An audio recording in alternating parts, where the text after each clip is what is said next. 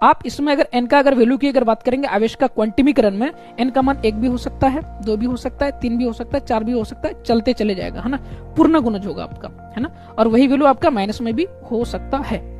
But अगर इसमें अगर n का अगर मान की अगर बात करोगे ना भाई, n का मान कभी जैसे ऐसे ये n का मान की अगर बात करेंगे ऐसे बटे में नहीं होगा, जैसे 4/3 ऐसे नहीं होगा। आप अगर बात करेंगे n का मान आपका 2.5 ऐसे पॉइंट में भी नहीं होगा, ये सारा वैल्यू n का मान में नहीं होगा, ठीक है ना। तो ये आपको एक नॉर्मल सा आपको ये समझना कि आवेश का क्वांटिमीकरण, बस इतना याद रखना है मेरे भाई।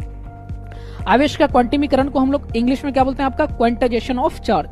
तो इसमें क्या होता है आपके पास फॉर्मूला आपका Q बराबर NE, और N मतलब क्या होता है इलेक्ट्रॉन की संख्या, और E मतलब क्या इलेक्ट्रॉन का वैल्यू कितना होता है आपका -1.6 इंटू 10⁻⁻19 कूलम।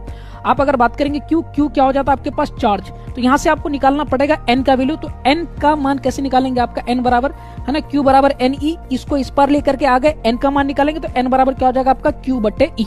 क्लियर हो गया आपका।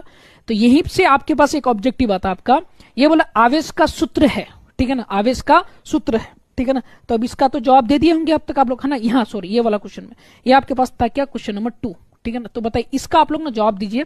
यहाँ क्वेश्चन क्या बोल रहा है आपके पास कि किसी आवेश Q में, क्या बोल रहा है आपका, किसी आवेश Q में इलेक्ट्रॉन की संख्या n होती है तो सही संबंध क्या होगा, मतलब सही संबंध क्या होगा, सही रिलेशन क्या होगा। इंग्लिश में बोला कि the number of electrons in a charge Q is n, the correct relation is, है ना। तो सही रिलेशन क्या हो सकता है इसका, अगर सही रिलेशन की बात करेंगे सबसे चलाना एकदम बढ़िया, ठीक है ना। तो आपको पता है क्या Q बराबर क्या होता है आपके पास Ne, है ना।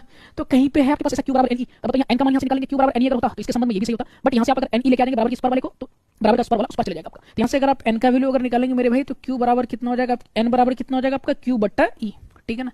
ये आ जाएगा आपका, ठीक। तो बताइए ऐसा रिलेशन कहीं पे आपको दिख रहा है, ऐसा संबंध कहीं पे आपको दिख रहा है, बोलोगे जी सर दिख रहा है।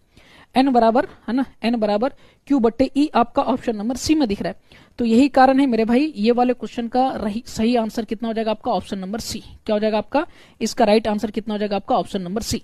बताइए ये वाला क्वेश्चन का आंसर कोई बच्चा दिए थे क्या, हाँ इसका